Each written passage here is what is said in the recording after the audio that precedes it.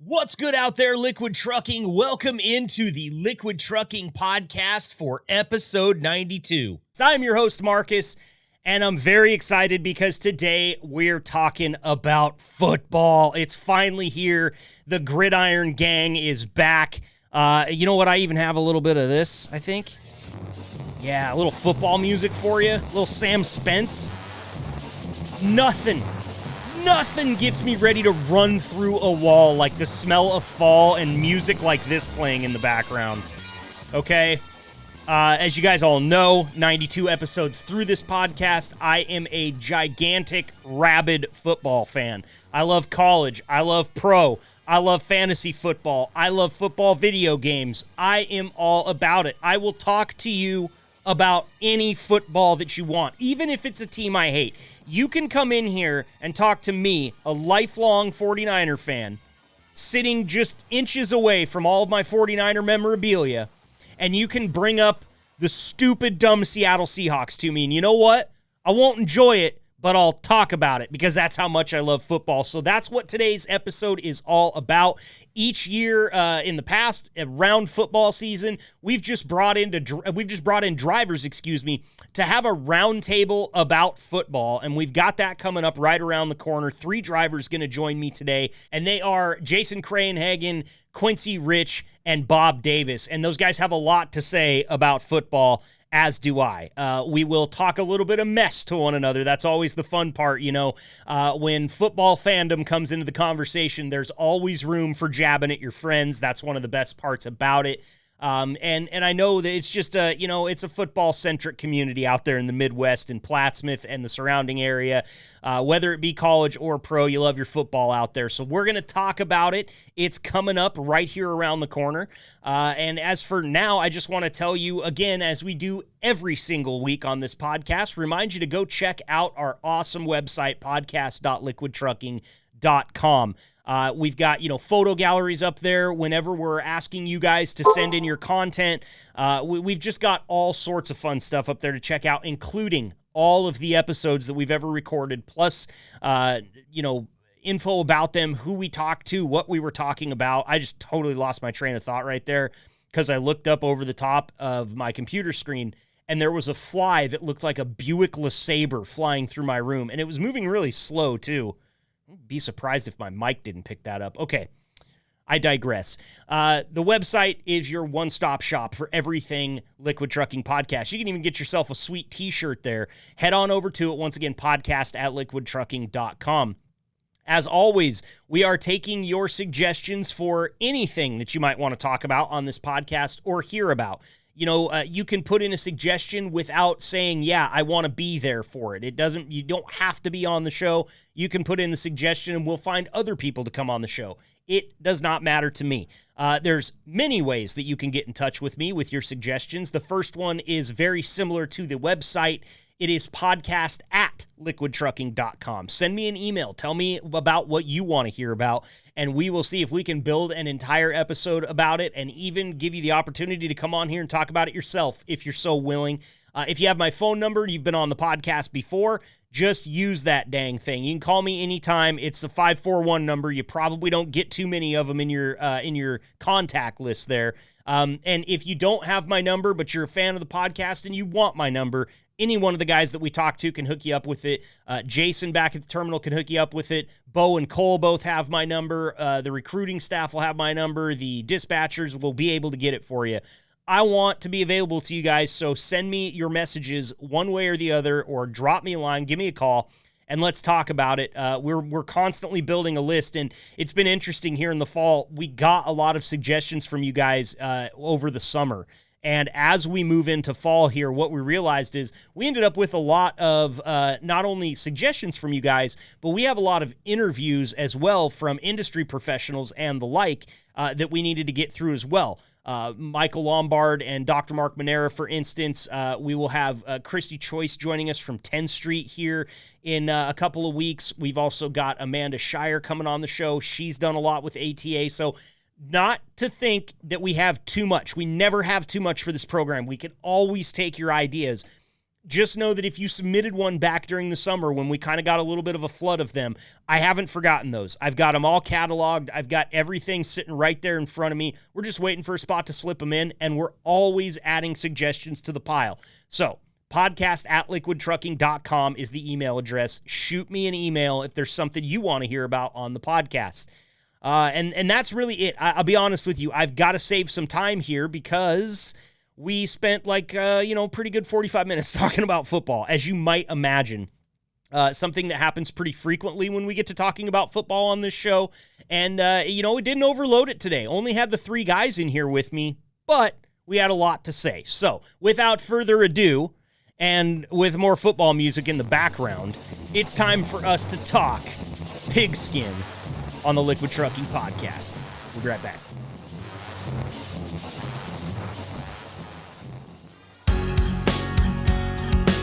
Welcome to the gold standard of podcasts for the gold standard of drivers. This is the Liquid Trucking Podcast with your host, Marcus Bridges.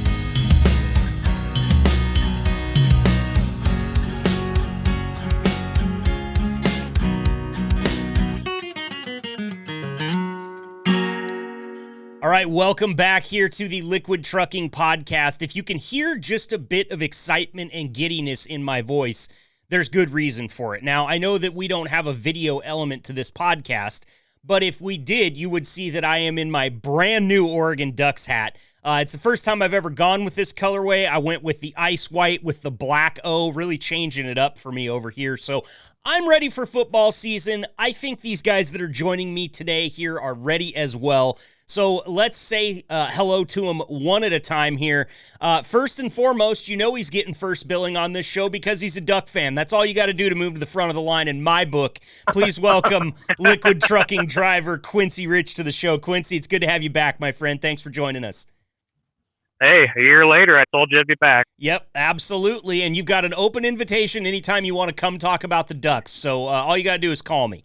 Oh, perfect. Well, I'm sure I'll see you at the Jamboree. Yes, you will. And also, any Liquid drivers that are driving through, and say you're taking a 34 here in Eugene, Oregon, round about the time there's a home football game, give me a call. Stop by the tailgate. You might as well. We welcome all fans, even if you're wearing red and white or something weird like that. High school team. I'm not taking any shots here or anything like that. A lot of schools out there wearing red and white. Must be Wisconsin. Something in the water out there. I don't know. But anyway, we've got 2 more guys to welcome here to the show. Liquid Trucking driver Robert Davis joining us out there today. What's up, Bob? How you doing, man? Doing real good. I'm feeling good about college football season. Looking forward to it. I love it. Awesome. It's great to have you here. Thanks for joining us today. And finally, we've got Jason Krayenhagen back on the show. Jason, it's been a bit, man. Glad to have you back. Yes, sir. So as the excitement builds, let's just go ahead and start off. College football, I feel like, is kind of the order of the day here. We will talk some pro as well. But let's kick it off. Bob, I'll go to you first, man. You said you were really excited. What team has got you the most excited right now? And do you have any plans to go check out any football teams this year? You going to go watch any games? My schedule, I have no idea if I'll get to watch football again. I got a 2-year-old bouncing around my house, and my wife's pretty opposed to that plan. But I do plan on introducing him to football on TV, especially Saturday. That's my day. I love college football. I love watching at every level. I'm pretty excited about Texas football in general, from Texas Tech to Texas A&M to the Longhorns. All 3 are going to be stout this year. So I'm pretty excited about that. Of course, I still like my USC Trojans, but I don't think they're going to be that good. So, I'm going to stick with the hometown Texas teams this year and really root for them. I'm also excited about Nebraska, though. Nebraska has some really good players, a second-year quarterback, and, they look like they could be pretty good this year. They really do, man. I'm excited to see what Dylan Raiola can do out there. Love Matt Rule. I give the guys that love Nebraska on this show a little bit of guff from time to time. There's no question, but I like what they got going on out there in Lincoln. And interesting to me, as a Texas football fan, you're good with the whole state of Texas. That's not something that happens very often. You know, I know the Longhorns really hate the Sooners more than anybody, but they're not too big fans of Texas A&M. I know Texas Tech kind of gets thrown in there with that. Texas Tech went out and bought one of the most expensive rosters in college football this year. So you're okay rooting for all these Texas schools. You don't have any rivalries that kind of separate you? No, you know, I grew up a 49er fan, so I kind of accept the Cowboys live in Dallas, so I take that and I kind of root for them a little bit. I'm pretty, college-wise, I've just always enjoyed watching Texas football. I think it's an outstanding brand from high school all the way through college. I love watching it. The competition. My father-in-law was a diehard Aggies fan, so I have a couple sore stories about the Aggies, but I really like Marcel Reed. And they have probably one of the top 5 offensive lines on both sides, defense and offense this year. And they're going to do that power running game, play tough defense, and I love smash ball. I think that's going to be an exciting game. Of course, the Longhorns, Arch Manning, all the hype around the Longhorns this year, and they've got probably one of the best 2 defenses in the league with Alabama. Alabama's got a top 10 player at every position on defense, so they're going to be kind of crazy. But Texas Tech, I love. They went out, spent some money, brought in used some of that oil money, and brought in some of the best players from around the country. And Patrick Henry, you can't beat a 6'7", 300-pound guy that got 59 stops behind the line of scrimmage last year. So. Yeah. He's just a monster. A dude can move. He looks like a Ford F-250 running around out there, no question about it. And what I've never understood about Texas Tech, they went out and spent all this money, bought all these great players in, and they're just going to throw tortillas at him at the beginning of every game. I'll never understand it. But I did see, just for a little note here on that, the NCAA has released new rules that are saying that Texas Tech and other schools that have similar traditions, it's not just for Texas Tech, but they will be allowed to throw their tortillas at the beginning of the game and at the end. But if they do it anywhere in between, they're going to start flagging them this year. So, just a little note there. If you go with a bag of Mission tortillas to a Texas Tech game, try not to buy your team a 15-yard penalty by winging one during the second quarter, I guess, is my advice. No kidding. Well, it was funny about 4 or 5 years ago when the inflation went nuts and stuff too. They were showing the tortillas being thrown all over the place. And I guess there was a big story on the Dallas paper about Mexico is protesting Texas because they were destroying food. You can't buy a bucket. Yeah, you can't buy a bucket in college football, man. It doesn't matter what you do if somebody's pissed off about it. That's great. It is. It's just funny. So, Texas, okay, and I want to move on to Jason and Quincy here, but I've got one more thing I have to touch on before I move on from you, Bob, and that is that as a card-carrying, lifelong 49er fan, the only reason I'm giving you a reprieve for rooting for the Cowboys is because they haven't won anything for like 30 years. So that's okay. You can root for them. But, man, if you'd have told me that in the 90s, we might have had some cross words. Well, in the 90s, I would have never admitted that I was a Dallas fan, especially. But, I'm still not a Dallas fan. I wouldn't call myself a Dallas fan. I root for the home team. But if the 49ers are strolling in town, I'm never going to root for Dallas. I don't have a white jersey in there with a star on it, but by any means. Good. If you go into my closet, it's all 49ers and Giants fan stuff. Good. That's what I like to hear. I'm sitting here within arm's length of a signed Joe Montana poster, a 49ers flag, and a framed Jerry Rice jersey. So I just want to tell you, I thought for a minute we were going to have to fight it a little bit here, Bob, but I like where your head's at. You get a pass from this 49er, okay? Well, I love Joe Montana, and I played football with TJ Montana, so, I have nothing but high regard for the Montana family, and I love my 49ers. Okay, all right, that's what I like to hear. Jason Krayenhagen, who is your squad? I think that you joined us for this conversation last year, if I'm not mistaken, but I'm drawing a blank here on whether or not I've offended you yet today. No, I didn't join last year. So this is all new to you now. So you're gonna bury yourself here. Who's your squad? Who you rooting for this year? Hawkeyes my whole life, man. Hawkeyes. Okay, so Yep. you're okay with me throwing a little flack at the Nebraska Cornhuskers then? For sure. I think everybody is. Okay, even Nebraska, they're like, yeah, we'll take it. So What?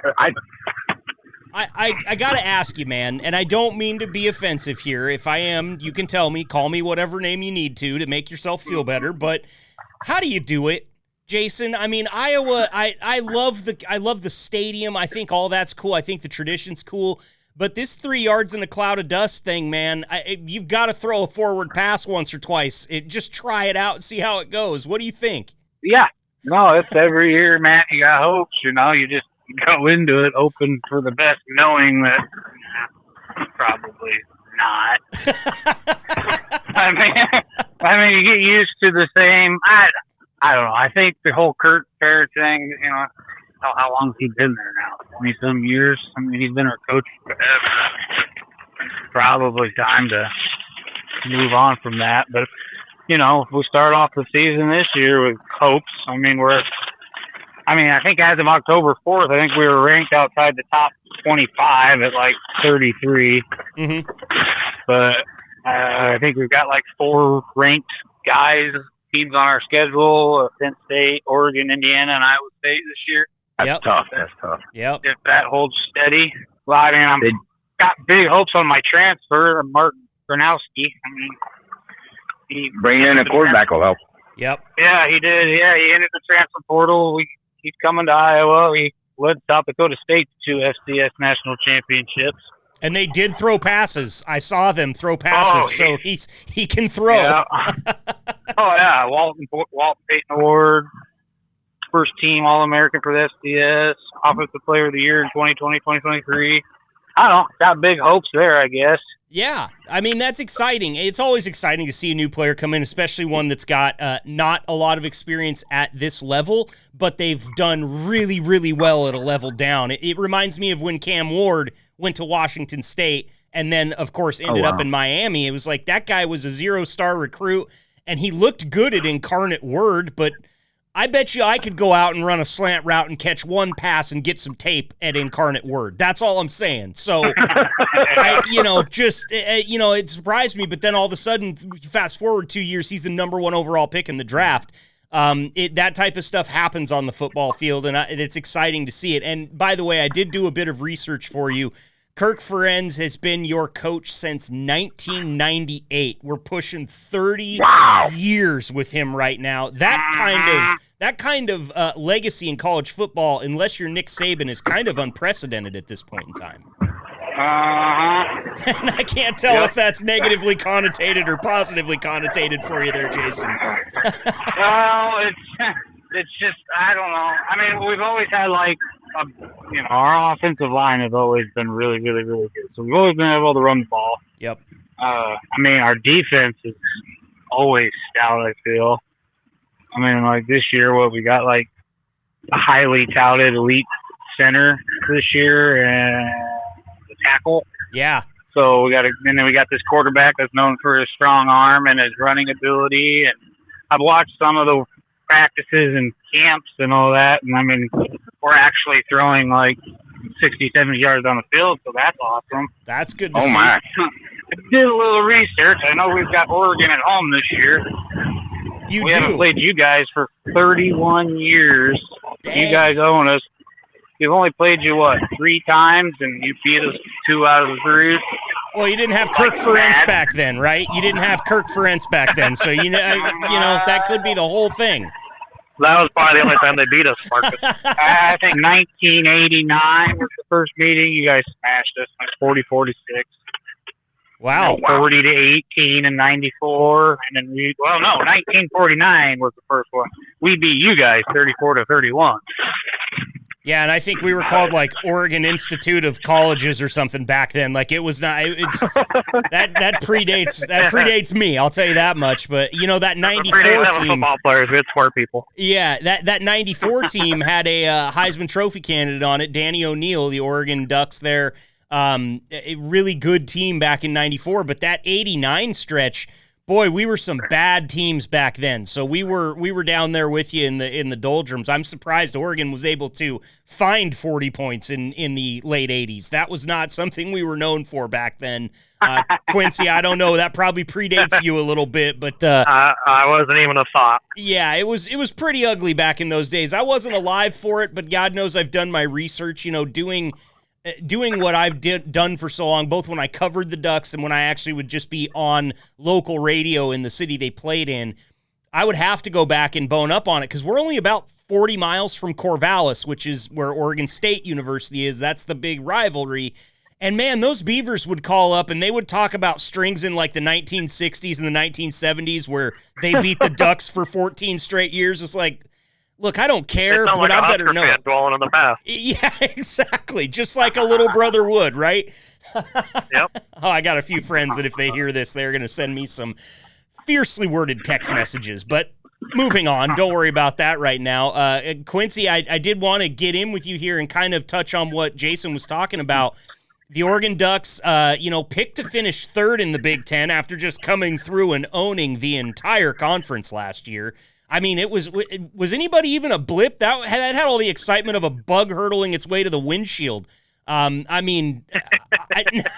I'm a bit of a homer. You guys know that about me by now. We're almost 100 episodes in here, but I see a lot of people highlighting 2 games on our schedule right now, Quincy. I see them highlighting the Week 5 game at Penn State. It's going to be a whiteout. That's going to be a really tough environment. And the other game I hear them highlight is that road game at Iowa. It's a tough place to play. I don't think there's any question about it. Regardless, Iowa has a way of dragging guys into deep water with that big offensive line, that big defensive line that Jason was talking about. How are you feeling about our trip out to visit the Hawkeyes this year? Well, I should be there to watch it live. I've got brother-in-law who's getting the tickets to go watch it. So I was told not to wear anything Oregon. Just to blend in, and I said, bring it on. So I've got my bright yellow Bo Nix uniform jersey I'm gonna wear. Perfect. So a little throwback to Bo Nix, and we're gonna see how it goes. I mean, if it's anything like the Husker and Oregon environment when I was there, yeah, you catch a little heckling. I'm hoping it's gonna be a good game. I'm pretty sure it's gonna be a night game, isn't it, Jason? Or they know yet? I haven't really looked at times on the schedule. I just looked at the schedule. Yeah, I was talking to a friend of mine this morning, Marcus. He said it was going to be a night game. If it's a night game, that'll be tough. I have a feeling. If it's a daytime game, I think it'll be a little better environment. But if it's a nighttime game with all those rowdy Hawkeye fans drinking all, it's going to be a tough environment to play in. Yeah, I would imagine so. What's their beer choice out there? They Milwaukee's best crowd, or what is it? Bush? Moose Piff. Bush Light. Well, and actually, that's Eastern Iowa, so they're into that Colorado goodness beer of Bud Light. Oh, yum. Yeah. It looks like Oregon at noon from what I'm looking at right now. See, and that can get tough for Oregon, too, because that's a 10 a.m. game for us time-wise. The time change is one thing that I just flew out to Tennessee last week and came back in the span of 4 days, and it took me like 2 days to feel right again once my clock got adjusted. I don't know how you guys do it. Yeah. You guys are bouncing around. Truck drivers bouncing around between time zones all the time. That would absolutely play hell with me, man. But I could see it being tough on football players flying across the country to play a game, regardless of what direction you're going. I don't know how you guys feel, but I don't like the sponging of the Big Ten and the ACC and all this, because some of these teams like Washington State, they got to fly across the nation 5 times just to play football. They go down to Texas, Mississippi, South Carolina, Virginia. I mean, those massive road trips. I kind of miss the Pac-10 or the Pac-12. I'll date myself. Yeah. I like the regional matchups. I miss the Pac-12. I'm sure Quincy's got some thoughts on it too, because, there's games that we don't get to see anymore that were big-time, really important games in the history of Oregon football. The year we went to our first national title game, we went down to Memorial Stadium in Berkeley and barely came out of that garbage hut alive. I think we won 16-13. It was just a field goal and fumble festival. And those games, we're not going to get that anymore. Would you consider Cal a big rival of Oregon? No, I wouldn't. But I've seen the two teams play some amazing games and nail biters that had big implications. And you don't get that anymore. Same thing with Oregon and Stanford. We had a big rivalry with Stanford during the Andrew Luck days and the Toby Gerhart days, and you just won't see them anymore. So as a traditionalist, Bob, it sounds like you're kind of you're getting nostalgic for that stuff. How are you going to feel when it's just two big super conferences, East and West, divided by the Mississippi River? Because I feel like that's where we're headed. Well, they're milking it down too. Like there was a story this morning. The Big Ten and the SEC, they're pushing for 28 playoff teams, and they want 7 automatic bids apiece. And then I think they said 5 for the ACC and 5 for the Big West, with the rest, the other 4 going to open and independence. But I'm just like, it seems like it's all done for TV marketing nowadays, and the whole idea of the love of the game and the regional matchups and the league championships that I used to just love. It seems like that's an afterthought, and I'm not enjoying that.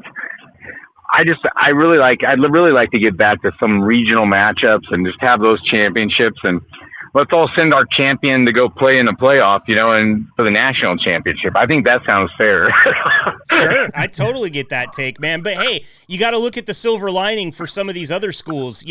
Jason, if we took the top 7 schools in the Big Ten, you might be a playoff team, Iowa. Look at that. I mean, all you got to do is change the rules. And hey, that's it.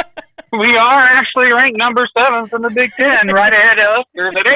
So yeah, let's do it. Jason's being in front of a high school team. Yeah, hey, Jason's all about a 28-team playoff. And listen, I'm sure there's fans out there that are going, push it to 32, 64, make it like March Madness. Let's just give everybody a shot. I don't understand why they don't run it like March Madness. Why not? Man, because at the end, I think it's because it's such a violent.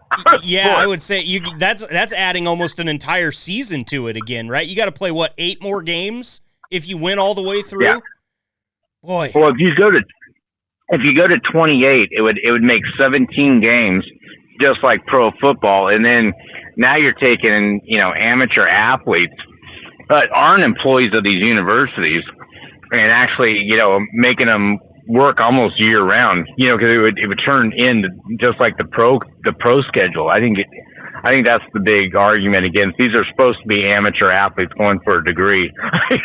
Yeah, but if we're fan of all the NIL money, they better start playing. Yeah, it's true, and it's like they get all the NIL money, and now there's 2 transfer portals open each year, so it's like they can jump in and leave whenever they want to. It's really kind of chaotic right now. I hope that it does get cleaned up a bit, because I miss the old feeling of you got to see a guy, he came in as a freshman and you got him for 4 years, and you lived and died by some of those recruits that came to your school. You thought they were going to be everything and they turned out to be hot garbage, or you thought they were just a no-name that was going to fill a walk-on spot and they ended up being player of the year for your team. That type of stuff, you're not really seeing it anymore, because the guys that don't get a shot immediately are jumping ship. It's not taking very long anymore, and I think it's a new kind of coach that has to be able to learn how to hang on to these guys. I'm not the biggest Nick Saban fan, just because I'd never like it when one team wins everything all the time. But I think Nick Saban had the most well-timed exit of any coach in any sport right now, top, yeah. Because he left on top, exactly. But I don't think you can coach these kids that are making $2, $3, $4 million a year like Nick Saban used to coach them.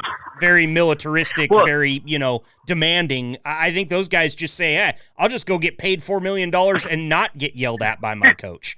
Not when they're making more than you as the coach. I mean, come on. Yeah. Well, go ahead. The whole thing that's scary too is you have a school like Purdue. Purdue lost 49 players from last year, lost all 22 of their starters to the portal. That whole team is just gone. And then they hire a new coach, and he's trying to bring in people and recruit and stuff. Purdue's going to be a hot mess. They will. It's gonna be ugly. It's going to be hard I think not so much even for the Power Fours, but like the G5 schools, they're just getting decimated with this portal. Some of these teams they can't hold on to anybody. No, I was just going to say a team like Marshall that won Conference USA last year. Their coach went to Southern Mississippi, if I remember right, and he took 11 of his starters with him through the portal from Marshall. It's totally. I think the portal has changed college football. It really has. It really has. And here's something I think, and I want your guys' thoughts on this. I'm gonna throw a really bold thing out here that I think it would flip the whole thing on its head and really make this change a little bit in the way that maybe the portal works and maybe the way that coaches jump ship as well. But, in professional soccer, like in the Premier League over in England, they got a thing called relegation. And that means that each year, like the bottom 4 teams in the league, they drop down a league. And they have to go play with worse competition until they can win through that league and get themselves back up. And every year, the bottom 4 teams will change out. 4 teams come up, 4 teams drop back. And I think that this model would actually work in college football. Now, you're right. Purdue, that's a storied program, all right? Purdue's been around for a long time. But by and large, the worst college football team in the country last year. So you see them drop down to Division II or to Group of 5 or something like that. And one of those teams that did really well and surprised people, I mean, Montana State, South Dakota State, any of these teams that look like they might be able to crack it in D1, give them a shot. That's going to elevate their program. It's going to get Purdue better players because people are going to go to Purdue now as one of the top lower-level schools rather than one of the bottom upper-level schools. I think it could be like a rising tide lifts all ships scenario. I don't know for sure, but I'm curious to know what you guys think. Jason, any thoughts on that, considering it could be a relegation situation for Iowa sometime? I don't know. I think we spend a lot of our time on the back half of that deal. I don't know. Yeah, but how would a Division II title feel? Pretty good, right? Oh, yeah. But it's hard. I mean, I don't know. Spend your whole life wanting it. I don't know. See, don't get me started. It's been a miserable career following them, so. But I'm still here. So You're still here, man. You're the best kind of fan. You really, truly are. Quincy, what about you? Any thoughts on the relegation idea? Do you think that would work in college football? I think it'd work great. Definitely, I like to see South Dakota State be able to have a shot. I mean, you got a team like Nebraska that would probably drop to, underneath the Mike Riley era, would have dropped to Division II, no doubt, and Scott Frost era, and they could have built themselves back up with Matt Rule. I think it'd be something neat to try. Start letting these other teams have a shot. I mean, look at what Scott Frost did down there in Florida. In Florida when they went undefeated, they didn't have a shot to come up here and challenge these other teams. Yep. So. Yep. I mean, it would be something neat to try, but will they? You never know. Well, not if it doesn't make billions in TV revenue, like Bob touched on earlier. That's if they can find a way to not make that many it. people in South Dakota, so. Yeah, exactly. Bob, I'm curious about your thoughts. You think that relegation would work in college football, or do you think it would fall apart like a lot of the other things we try? I think, in my personal opinion, I think it actually would work. But I think they definitely have to figure out what they're going to do with the Power Four because, with all these teams moving around and creating these super divisions, it's like next year, Virginia and North Carolina are going to join the SEC. It sounds like, so they keep the rich keep getting richer. And, now the Pac-12, I guess, is going to become a division basically of all the West Coast state schools like San Jose State, Fresno State, Colorado State, Montana State, all on the, they'll all be the West Coast schools. But, I guess if you could I guess what I'm getting at is if we stop moving teams around and you could actually have some kind of stabilization, then you could kind of set up, the Big Ten and the SEC or the big power schools, and then you could have like the Pac-12 and you could do regulation where you could kind of move these teams in And if you had a school like Washington State that had a super year last year, replace it with Purdue, and just keep switching them around or whatever, so that you could bring in more TV revenue. I think you could sell that to ESPN and all these TV networks that want the money. Yeah, for sure. And I think you could sell it to the schools too, because you're not just going to be lost in the competition every year. There's a chance, that you might have to take a step backwards, but within that, you can go out and win something and be in the top half of your league. And that sells tickets, that sells hot dogs. That's what everybody wants. So I don't know. I'm not sitting here telling them that we come up with ways to fix all their problems on the Liquid Trucking podcast, but we've done good so far. Maybe they should just tune in once in a while. But there is, I'm just going to come out there and kind of say, I know that there's a large portion of our audience right now that has been a little bit bored with this first half of the conversation, because we've only talked about college football. And I know that there's some guys out there who don't follow college at all. They are NFL until they die. So let's shift gears. Let's grab 6th or 7th or whatever and start talking about who you guys think is going to come out on top in the pro leagues this year. Who's your team? Who you rooting for? Who do you want to see do well? Any draft picks? Anything like that? Again, it's a wide open conversation. So Jason, we'll start with you. You know what? To me, I have to ask you this question. If you're not a Steelers fan, have you ever thought about being a Steelers fan? Because the Iowa uniforms and the Steelers uniforms to me look a lot alike, and I always think about that. Like, man, if I was a diehard Iowa fan and I didn't have a football team, I think I might just go Steelers, make the wardrobe easy. I'm going to pay a little. No, not a Steelers fan, but I'll pay a little more attention to them this year because Caleb Johnson got drafted. He went there. So Yep. Like to see how he does. But no, not a Steelers fan, not a Vikings fan, not a Denver fan, not a Chiefs fan.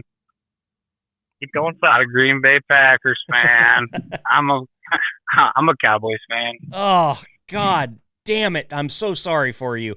I have to ask, man, I was sitting in the airport in Atlanta, Georgia a week ago, and there was these two guys. One of them was the bartender. The other guy was sitting down at the end of the bar, and I stopped in to have a beer real quick. Is starting off as a joke. No, I'm being serious here, because I asked the guy. The bartender was pretty colorful. He was a fun guy to listen to. Big old fat guy, big booming voice.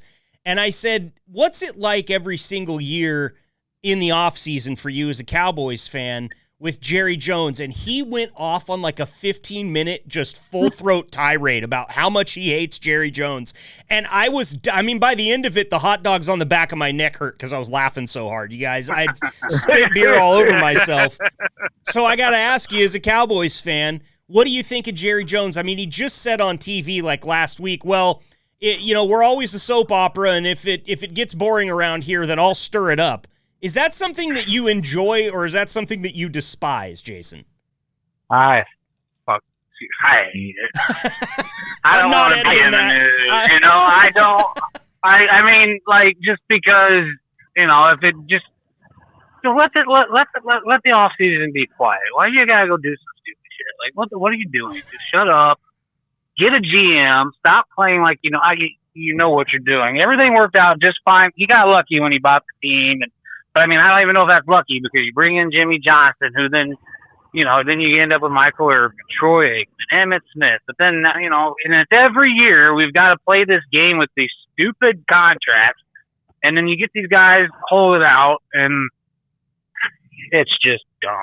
But then again, I'm also one of them guys that's like, you signed a contract already and you still got a year left to play on it. I don't care if you want one right now or not. You need to, I guess I'm different. I get it. You get hurt. That could hurt your ability to make what you are probably worth, considering you're still on your rookie contract. But at the same time, I'm not that way, I guess. You sign something, you play. You agreed to something, you do it. But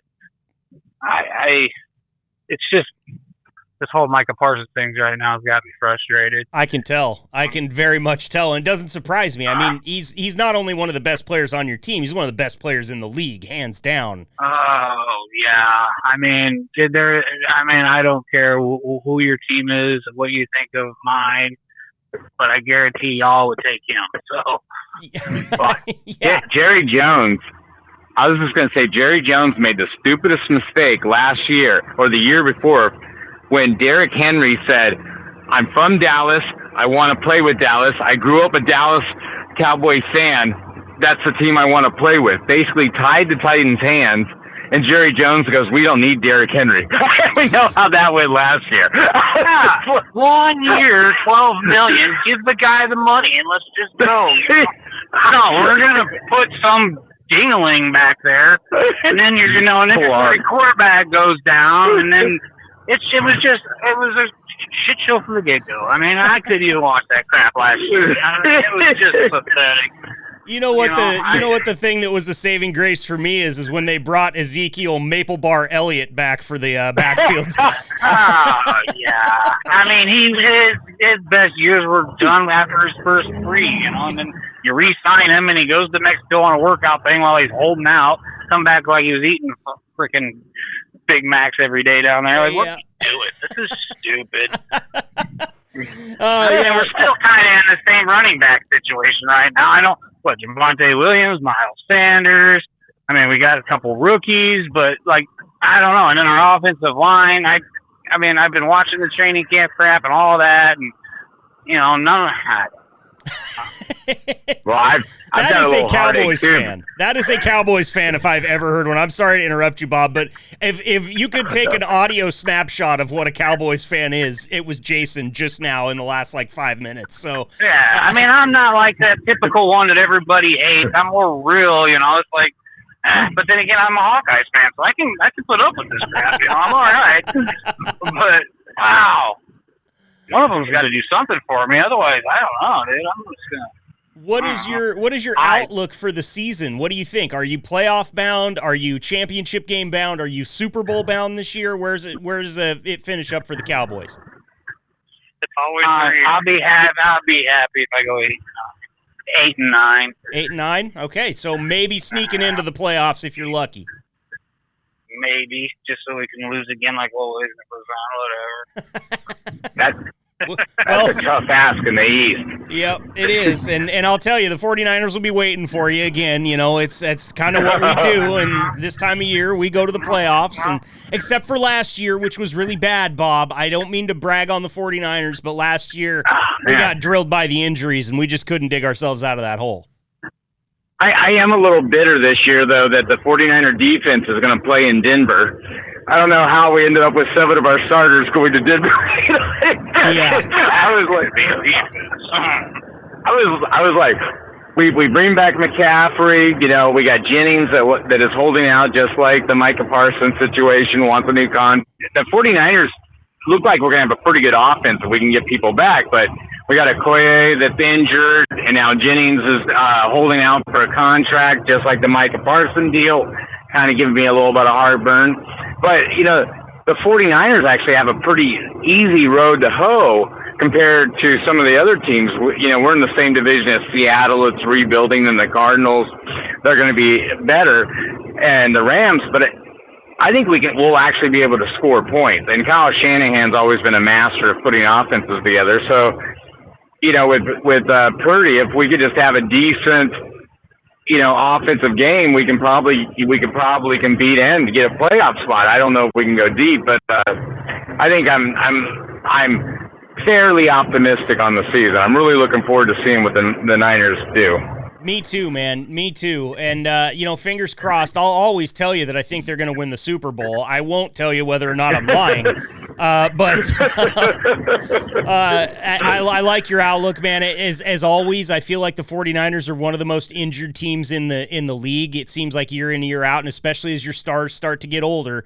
And they are getting older. And I think the 49ers, it was either last year or the year before where there was 100-something total games missed by former All-Pros, which you just that was last year. Yeah, those you can't win when that's the case. And look, I know it's football. I'm not making excuses. Bad season, but man, it felt extra bad last year. Whoever walked underneath of a ladder or broke a damn mirror in the San Francisco locker room needs to chill out because that was too much. I was going to say it was the EA Sports Madden curse. The Madden curse. McCaffrey was on the cover after his MVP season the year before, had got hurt preseason, never came back, and then it was Deebo Samuels got hurt, offensive lineman got hurt, defense got hurt, and then all of a sudden and they were actually still fairly competitive even though they had so many injuries. Yep. Yeah, I don't think we were eliminated from contention until like week 14 or 15 or something like that. But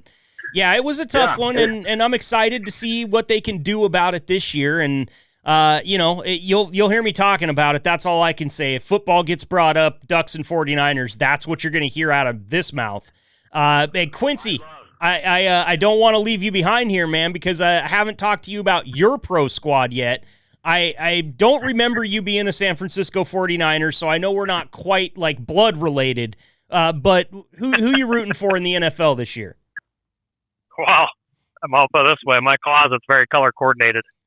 So, you're a Packer Packer. fan. You're a cheesehead. I that's right. I do remember that. You had some stories there, right? Oh yeah, yep. When we did the met the celebrity or important people, I met Bart Starr and Eric Campman. Right. So. That's right. So, how's the outlook for the Packers this year? I saw that Jordan Love just went through some hand surgery, which is a little concerning, but hopefully thumb surgery. Is that throwing hand or non-throwing hand? Throwing hand. Of course it is. From what I understood. Of course it is. But Matt LaFleur just came out today and said he hopes to have him back in practice by the end of the week. So we're kind of hoping that goes well. So surgery went well. He's just doing a little PT as of right now. No, looking ahead at the season, I mean, it's just like every other season with the games. They pretty much play the same guys every year. But I know we got Dallas the day after the Jamboree, so that'll be a pretty good game to watch. Thanksgiving. We got the Vikings towards the end of the season, but I'm hoping I'm for sure we'll be in the playoffs this year, but I don't know if we're still a good enough team to even go to a Super Bowl. I personally don't have as much faith in Jordan Love as I did Brett Favre and Aaron Rodgers. I think Jordan Love's a Super Bowl winning quarterback. Sure. It's still early in his career. You never know. It's funny because what Bob mentioned about the NFL or the NFC East with the Cowboys and having high hopes for such a tough division. You're kind of in the same boat there. Minnesota's going to be a good team.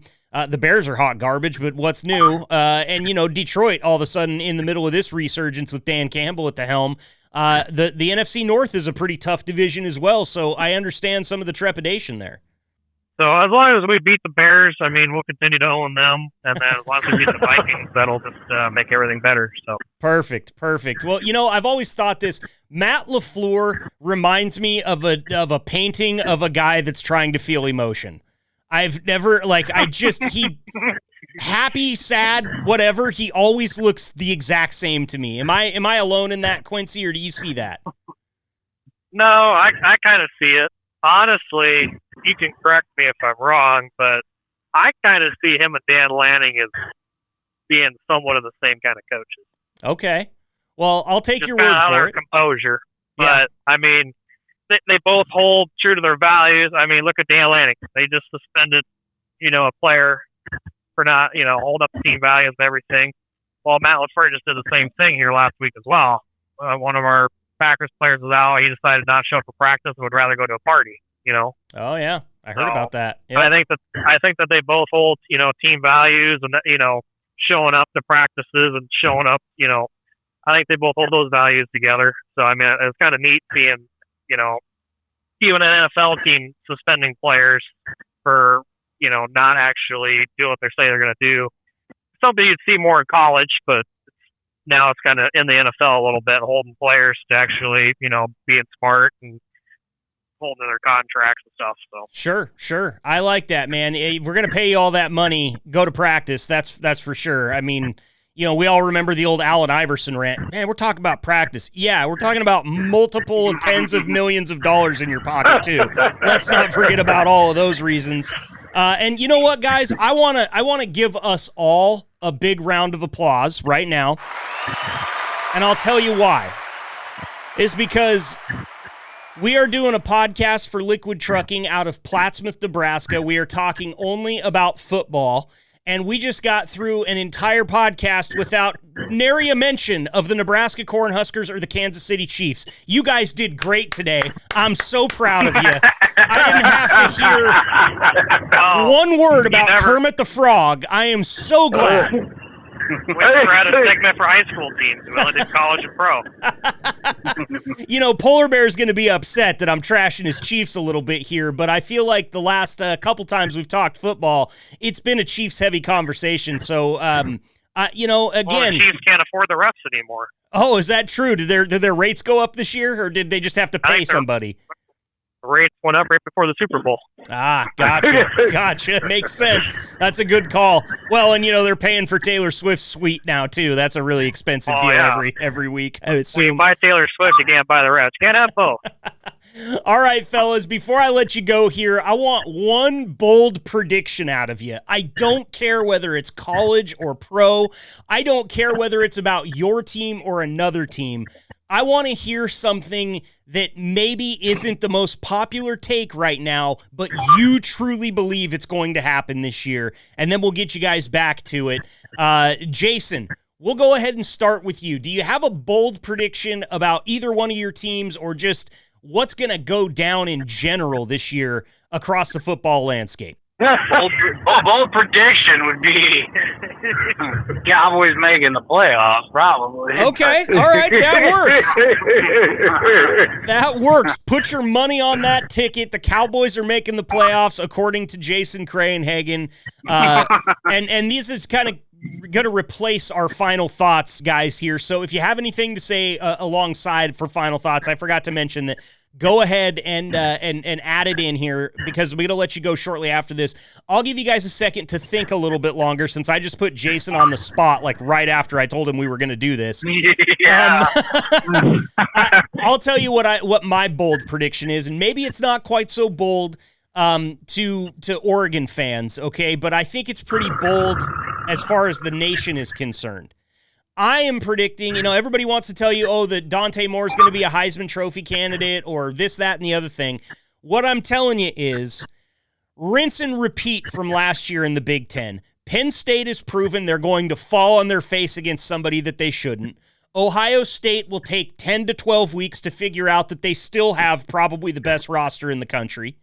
And Oregon will do what Oregon does and win conference games en route to another Big Ten title appearance and the trophy. Mark it down. You heard it here on the Liquid Trucking Podcast first. Oregon Ducks, back-to-back Big Ten champs. Come at me, bro. I don't know how bold that was, but I felt good about it. Quincy, we're on to you for your bold prediction, man. What is it? All right, I've got three of them. Okay. Oregon, 11-1. They're going to win the Big Ten championship. I hope you're right with the Penn State, but I just don't think we're going to do it on a whiteout. The Packers, I'm going to say 13-4. I'd be happy with making it pretty deep in the playoffs. Okay, 13-4 is bold. 13-4 is bold, bro. Yep. And then another wild one here. Shadur Sanders is going to be playing for the Canadian football team. That would just make me so happy. Get him out so I don't have to listen to him anymore. Yeah. I've never spent so much time reading about a fourth-string quarterback that I don't care about. I'll tell you, nothing felt better than when they brought that party to Autzen Stadium a few years back and we sent him packing 42-6. Oh, that made me feel good. Makes me feel good. To even make it even better, there's a duck playing in front of him. Yep, there sure is. Quincy, great bold predictions. Thank you. Bob, on to you, man. Bold predictions for this football season. Lay it on me. Big 12, I love Texas Tech. Everybody's talking about Arizona State, Kansas State, and Iowa State being kind of the class. I think Texas Tech bought enough talent. I think they win the Big 12, and they represent the Big 12 in the conference playoffs, or in the college football playoff. That'd be a big step for Texas Tech for sure. And you know what? Not altogether crazy to think they might end up with a first-round bye if they have that good of a year. I keep looking at Arizona State. I keep looking at Arizona State and Texas Tech. I like those two teams the best. I know Arizona State lost Scatterboo, and he was kind of the glue. But Levitt is a top-class quarterback down there in Arizona State, and he brought back his best receiver, Tyson. I think they're going to be really good offensively too. But I think those two are going to match up in the Big 12 championship. And I just think that great big offensive line, that great big defensive line that Texas Tech has is going to be too much. And I like it. They're ranked number 2, their offensive line, just ahead of Hawkeyes. Yep.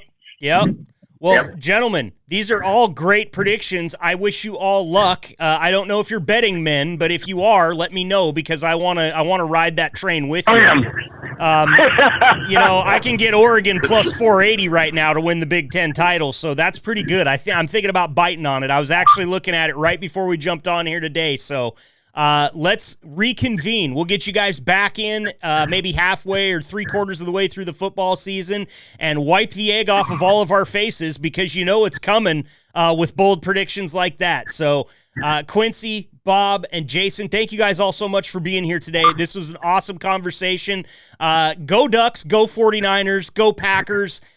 Okay, Cowboys, go Hawkeyes, go Texas Tech. All right, did I pretty much cover all of them? I'm happy. All right, fellas.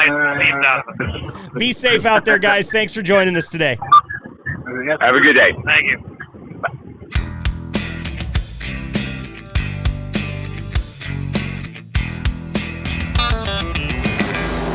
All right, that is going to wrap it up for episode 92 of the Liquid Trucking Podcast. Thank you all for joining us today.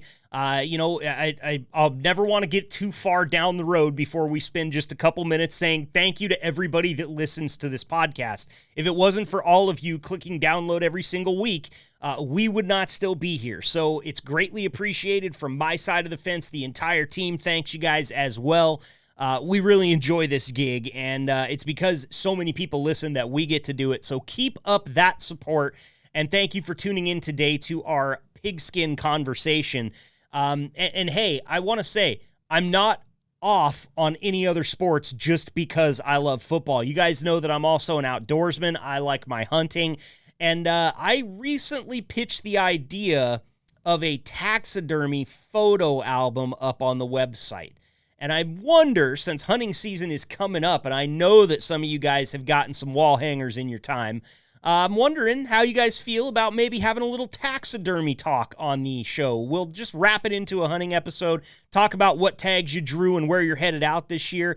That one's definitely going on the list for a little bit later in the fall. So please send me your suggestions as well. You want to talk NASCAR? We're good. You want to talk hockey? We can do it. Hey, Mr. October, that's a baseball thing, right? Baseball goes like all the way into November now, I feel like, but I'll talk baseball too. There's a pennant race coming up right around the corner.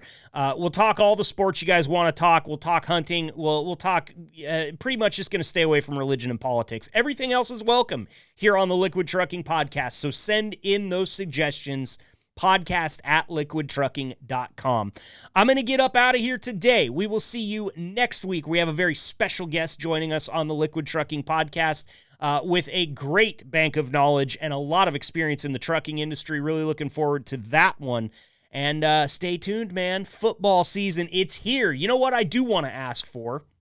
If you have one for me, I need tailgate recipes, okay? Football-style food, party food for anywhere from, 10 to 20 people is typically what I'm cooking for. And I'm always looking to blow their tops off their shoulders with new things, exciting things to try. So if you got a tailgate recipe out there, you want to send it to me, that's something else we can feature up on the website. Hit me up with it, podcast@liquidtrucking.com, or send me a text. A lot of you guys that share recipes with me just like to shoot me a text, and I'm okay with that.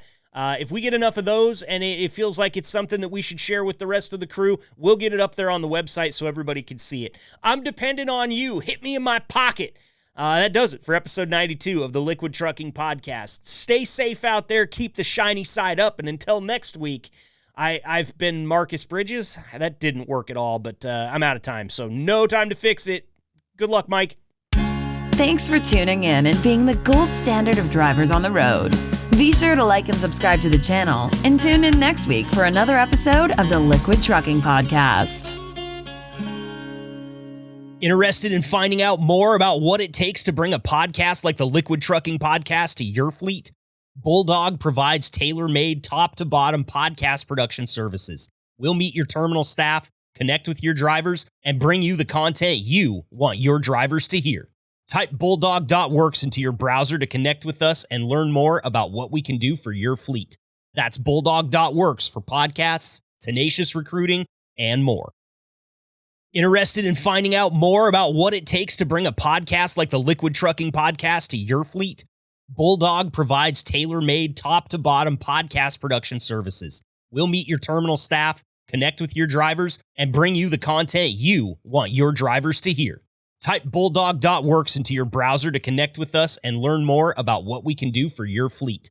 That's bulldog.works for podcasts, tenacious recruiting, and more.